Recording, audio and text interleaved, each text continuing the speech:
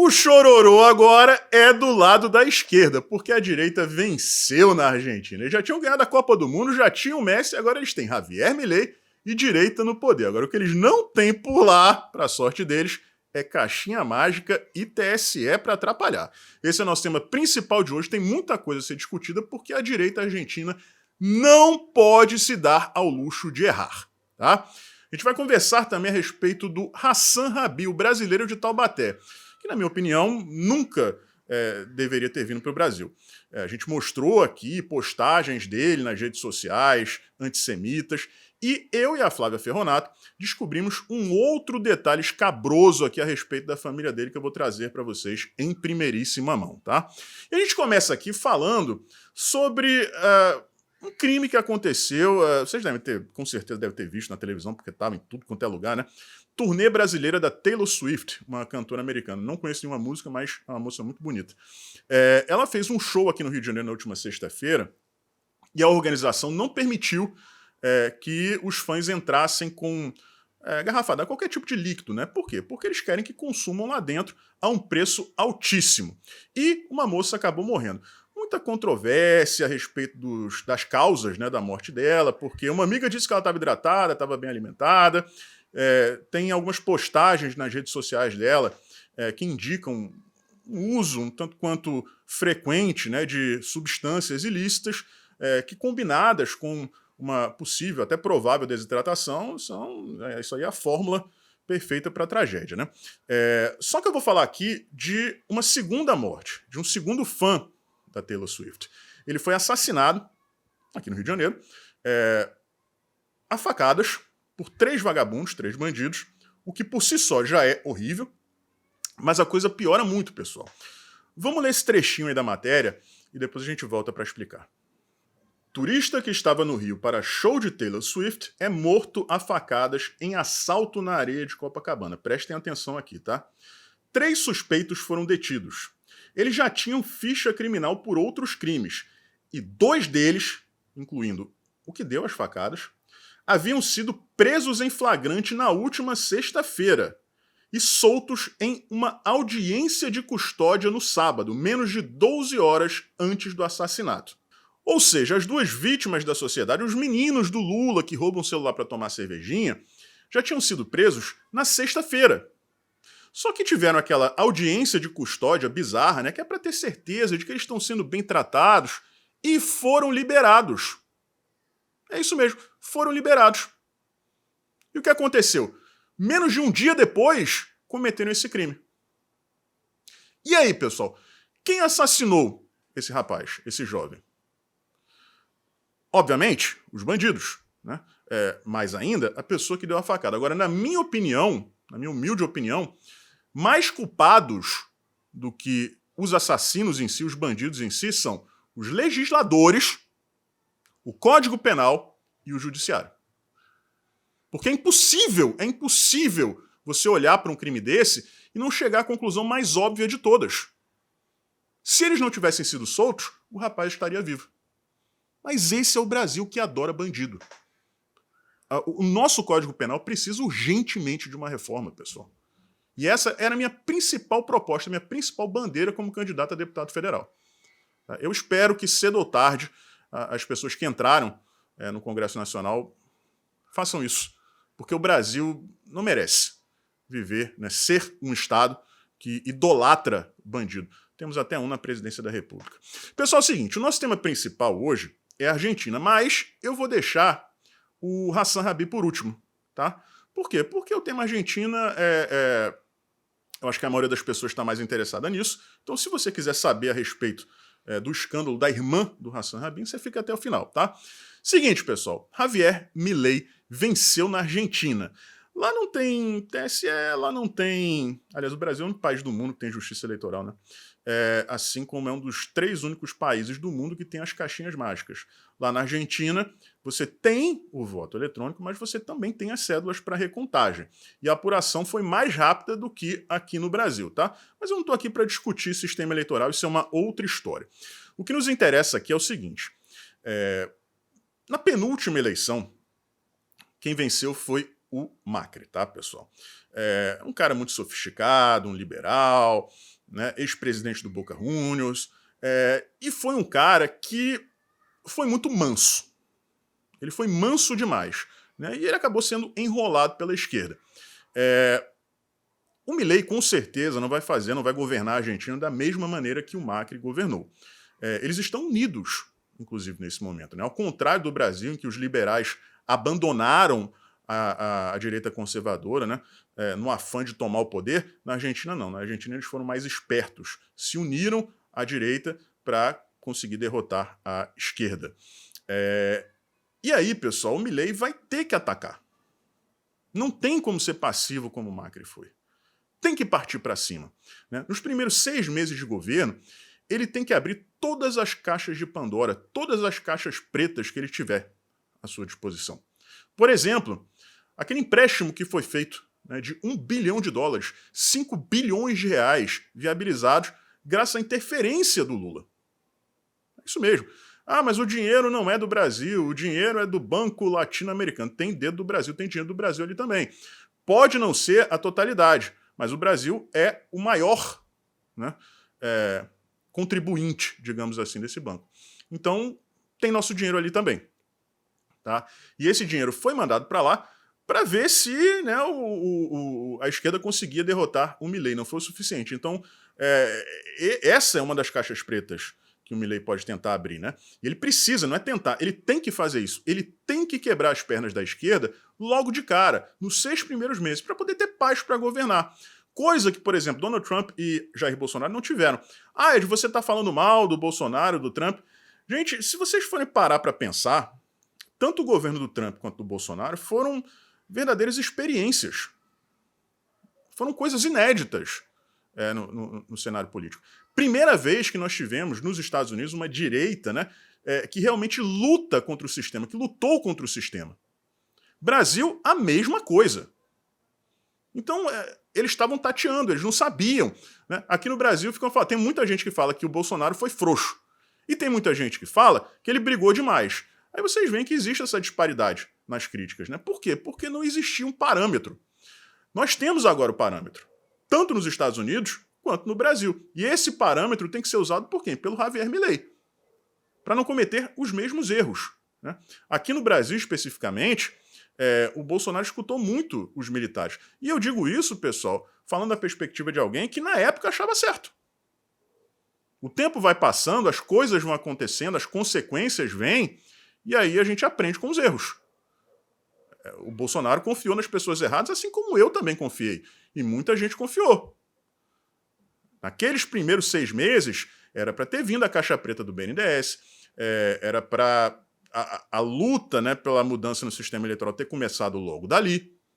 Depois, à medida em que o governo foi enfraquecendo, né, que a esquerda voltou a dominar as narrativas, que aquele lado lá cresceu para cima e conseguiu, né, através daquilo tudo que a gente observou, principalmente nos 3 últimos anos de governo Bolsonaro, e, enfim, a gente não pode falar muito, mas vocês sabem perfeitamente o que eu estou falando. Então, o Milei, ele precisa, nesses 6 primeiros meses, cumprir suas promessas e partir para cima, com tudo.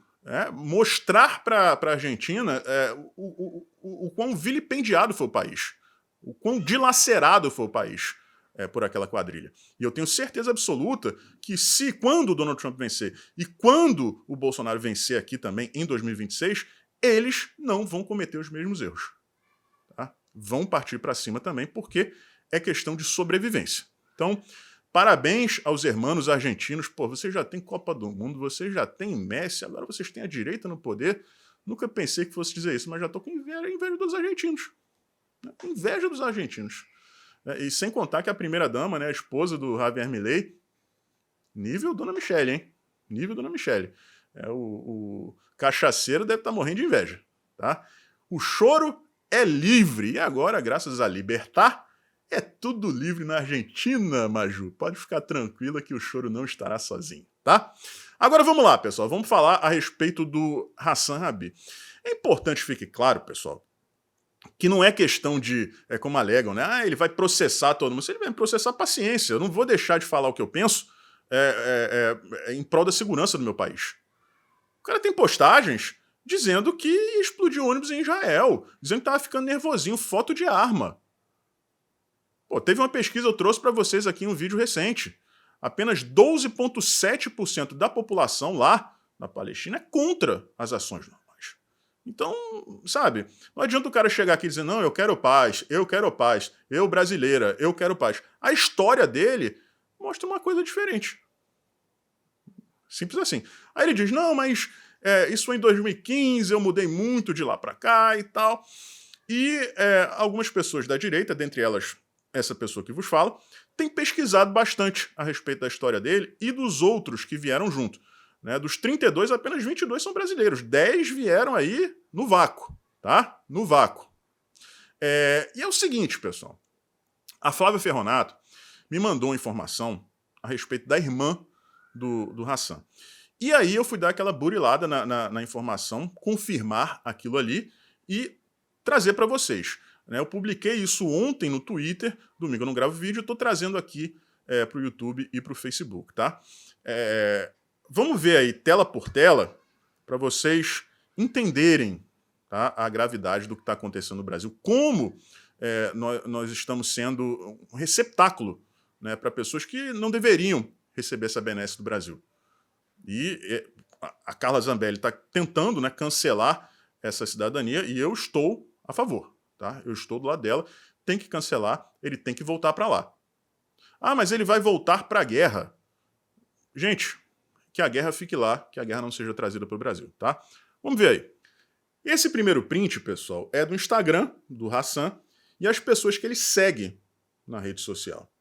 E aí vocês veem Hawan Rabi. Essa aí é a irmã dele.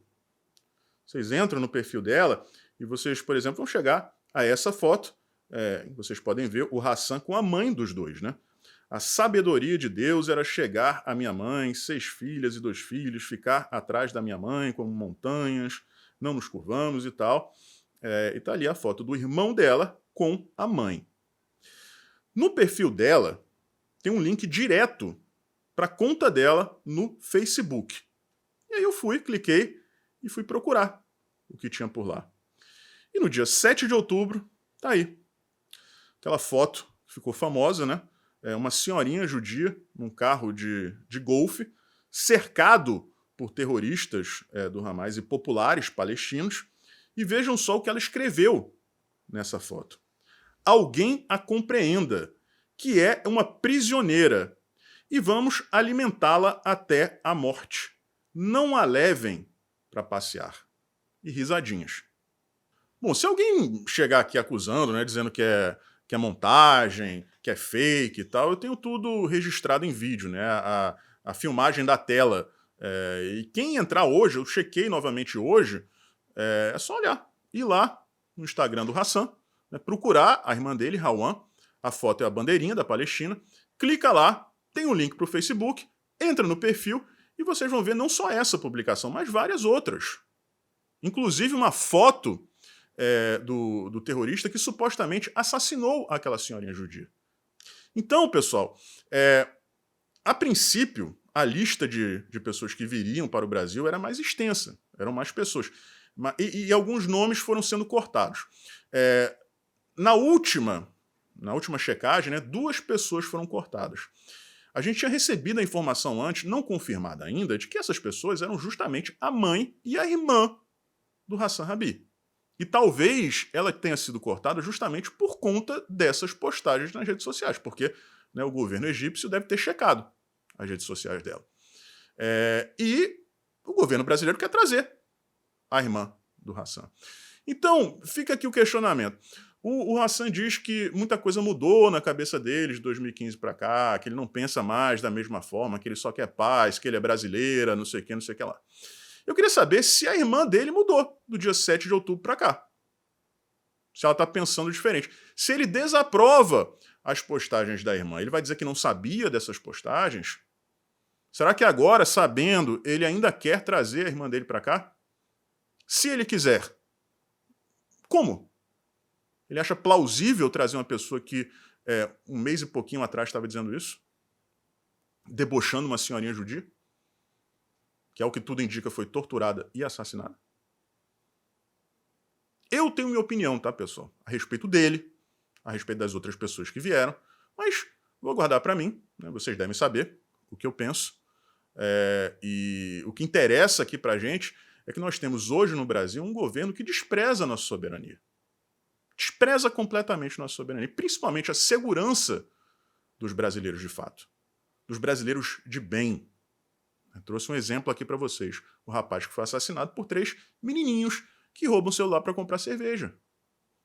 Audiência de custódia. Menos de 12 horas antes tinham cometido um crime, tinham sido presos e foram soltos. Alguém acha que isso aí reabilita alguém? Será que o pessoal do PSOL acha isso? Será que alguém acha que isso é bom para a sociedade, você sair soltando bandido à torta e à direita, colocando a população de bem em risco por conta de uma suposta ressocialização que nunca acontece com esse tipo de gente? Será que vale a pena colocar em risco a segurança dos brasileiros por uma causa supostamente humanitária de trazer essas pessoas de lá? Uma pessoa que debocha de uma senhorinha judia que ela diz ali, né, que vai alimentá-la até a morte. É tortura. Outra postagem depois. O talvez assassino dela virou mártir. E ela tá lá postando com risadinha, com emoji também. Hassan, você concorda com essas postagens da sua irmã? Se você discorda, então diga publicamente. Diga, ela não merece vir ao Brasil. Eu não vou trazer minha irmã mais. Se você não disser isso, é porque você concorda. Você pode até não postar nas suas redes sociais, mas você concorda. Eu tenho minha opinião, né? E você deve saber qual é. Um forte abraço, a gente se vê por aí.